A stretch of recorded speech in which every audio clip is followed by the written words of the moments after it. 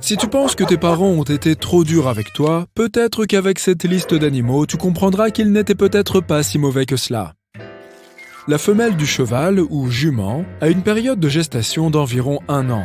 Cela peut sembler terriblement long, mais pour les éléphants, ce n'est encore rien. Ils portent leurs petits jusqu'à 22 mois avant de leur donner naissance. Contrairement aux autres animaux qui préfèrent se reposer en attendant l'arrivée de leurs petits, pour les juments, la grossesse est synonyme de fête. Dès que la jument est enceinte, elle fait le tour du troupeau et s'accouple avec chaque étalon. Cela pourrait te paraître absurde, étant donné qu'elle est déjà enceinte, mais il y a une explication raisonnable. Les chevaux sont plutôt fiers et agressifs envers leurs rivaux. Mais si un étalon pense qu'un poulain est son fils, les risques qu'il fasse du mal aux petits seront nuls.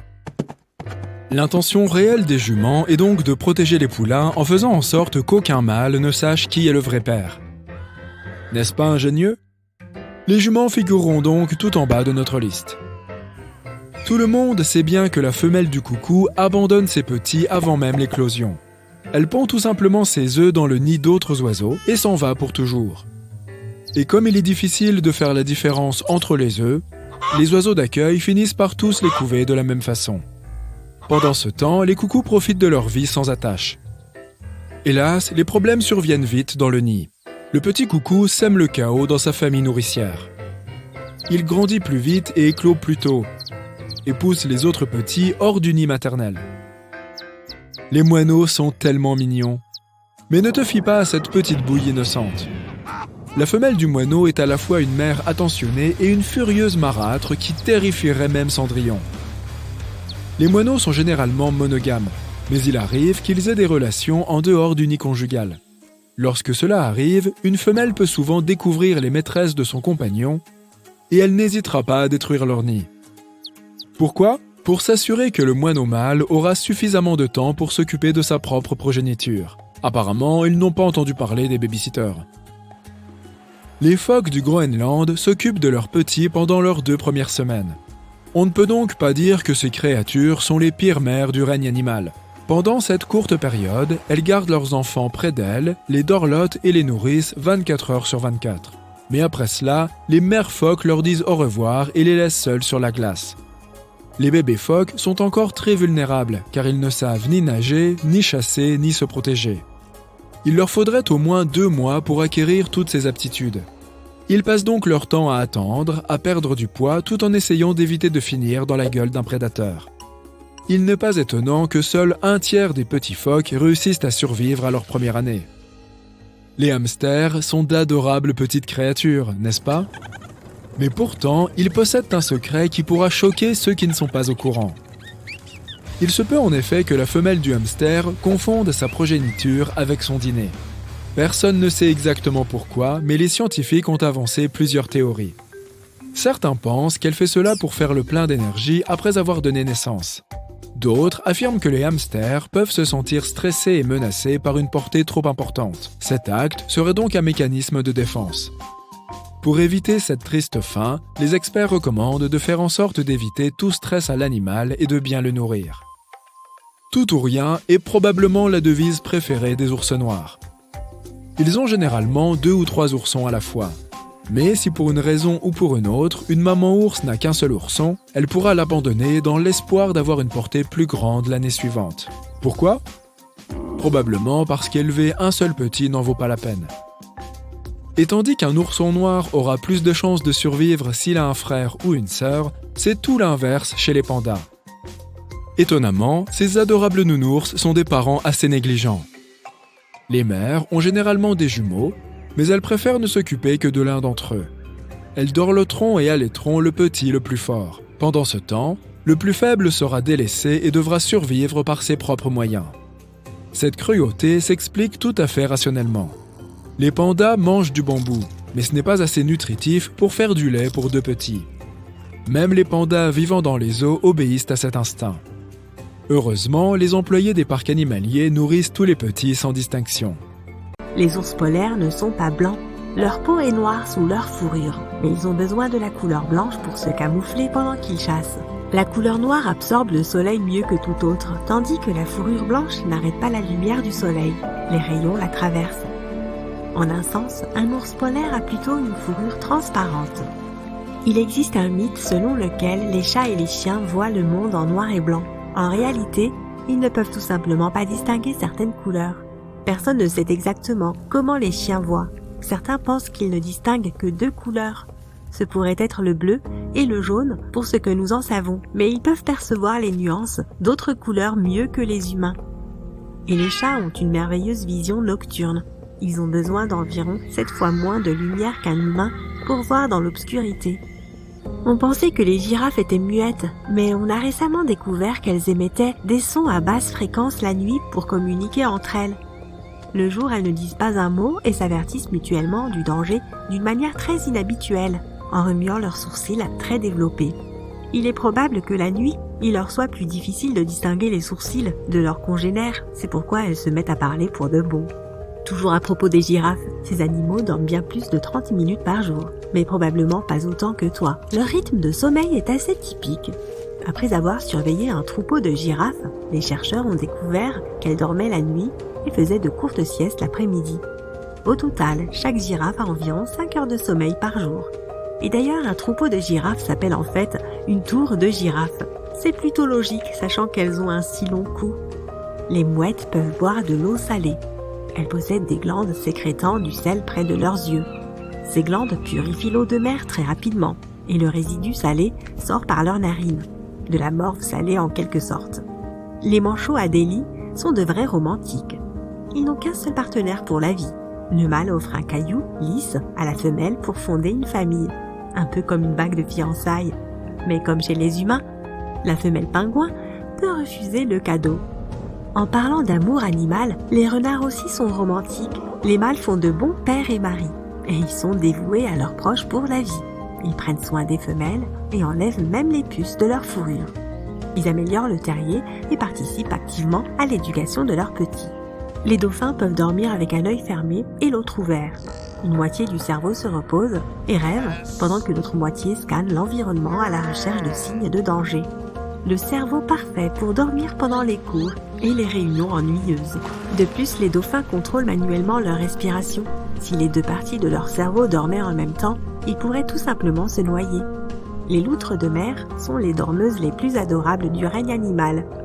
En été, à cause de la chaleur, les loutres de mer passent tout leur temps dans l'eau. Elles nagent sur le dos et dorment dans cette position. Les bébés dorment sur le ventre de leur mère, et les adultes se tiennent par les pattes pour ne pas être séparés par les courants. Les autruches n'enfouissent pas leur tête dans le sable lorsqu'elles se sentent menacées. En fait, elles n'enfouissent jamais leur tête. Ce mythe s'est répandu à cause de la célèbre expression « faire la politique de l'autruche ». En réalité, les autruches creusent des trous dans le sable pour leurs œufs, car ce sont des oiseaux incapables de voler. Pour s'assurer qu'ils sont uniformément chauffés, les autruches y plongent leur tête afin de tourner les œufs de temps en temps. Mais ces animaux ont quand même une certaine propension à la fuite. Lorsqu'elles font face à une menace, elles peuvent se laisser tomber sur le sable et y rester parfaitement immobiles, en faisant semblant de ne pas être en vie. Selon une croyance populaire erronée, les requins ne pourraient respirer qu'en se déplaçant, car la natation les aide à pousser l'eau à travers leurs branchies. Bien que de nombreux types de requins soient effectivement conçus ainsi, beaucoup d'autres, comme les requins nourrices, qui arpentent les hauts fonds, n'ont pas besoin de nager pour pomper de l'eau riche en oxygène vers leurs branchies. Toutefois, tous les requins sont dépourvus de vessie natatoire, donc s'ils arrêtent de nager, ils vont probablement couler au fond de l'eau. Mais heureusement, le corps d'un requin ne peut pas être comprimé. C'est pourquoi les descentes ou les remontées rapides sont sans danger pour eux. Des scientifiques du Japon ont fait écouter des enregistrements audio à des chats pour prouver qu'ils étaient réellement dédaigneux. Dans ces enregistrements, les propriétaires des chats les appelaient par leur nom. Les pupilles des chats se dilataient et les animaux bougeaient leur queue, leurs pattes ou leurs oreilles. Ils entendaient donc les appels mais y répondaient rarement. C'est une question d'évolution. Les chats sont devenus proches des humains parce qu'ils étaient attirés par les souris qui mangeaient nos céréales. Ils ont vécu auprès des gens mais n'ont jamais réellement été apprivoisés. Et pourtant, nous continuons à les nourrir. Les oiseaux sont en fait parmi les derniers survivants des dinosaures. Ils ont évolué à partir des théropodes, les dinosaures qui couraient sur 2 pattes. Donc lui, techniquement, le T-Rex est un cousin éloigné du poulet, de l'autruche et même du colibri. En réalité, les flamants roses sont blancs, mais ils prennent cette teinte rose grâce au bêta-carotène, un pigment qui se trouve dans les algues et les crevettes dont ils se nourrissent. Toi aussi, tu peux changer la couleur de ta peau. Si tu manges beaucoup de carottes, elle deviendra légèrement orange. Cela se produira à cause de la forte teneur en bêta-carotène du légume. Les marins du monde entier ont parlé des calmars géants qu'ils ont rencontrés lors de leur voyage. Pendant de nombreuses années, les scientifiques ont considéré que les monstres aux longs tentacules étaient un mythe. Mais en 2004, la première photo d'un calmar géant a été réalisée. Ils existent réellement. Les scientifiques ont mesuré un animal de près de 13 mètres. Les moustiques piquent vraiment certaines personnes plus que d'autres. Les humains les plus attirants pour eux sont ceux qui ont du sang de type O. De plus, ces insectes ont une très bonne vue. Ils sont attirés par les couleurs vertes, noires et rouges. Alors vérifie la couleur de tes vêtements avant d'aller faire du camping. L'eau autour des pôles peut devenir très froide pendant certaines périodes de l'année. Beaucoup de poissons y vivent, mais quand cela arrive, ils doivent migrer pour survivre. Mais il existe un groupe spécial de poissons, natifs de l'océan austral, près de l'Antarctique. Les températures y varient de moins 2 degrés à 4 degrés Celsius. Techniquement, c'est en dessous de zéro, mais le sel de l'eau de mer l'empêche de geler. Ces poissons peuvent survivre parce qu'ils possèdent une caractéristique spéciale appelée glycoprotéine. Il les aide à rester chez eux, car elle agit comme une sorte d'antigel naturel. C'est une protéine qui empêche les cristaux de glace de se former dans leur sang et l'aide à continuer de circuler normalement. T'es-tu déjà demandé comment les minuscules animaux comme les fourmis respiraient? Essaye d'ouvrir ta bouche et ta gorge, mais en même temps, tiens ta poitrine et ton diaphragme immobile. Le diaphragme est une structure musculaire qui sépare les cavités thoraciques et abdominales chez tous les mammifères. Il se dilate normalement lorsque tu respires. Si tu fais cela, tu ne peux pas retenir ta respiration, car l'oxygène trouvera toujours le moyen d'entrer dans tes poumons, du moins suffisamment pour répondre aux demandes de ton corps. Mais en général, quand tu respires, le diaphragme pompe activement l'air dans ton corps et hors de lui. Pour survivre sans que le diaphragme le fasse, il te faudrait avoir plus d'une gorge et encore beaucoup plus petit. Les fourmis ont 9 ou 10 paires d'ouvertures le long des côtés de leur petit corps.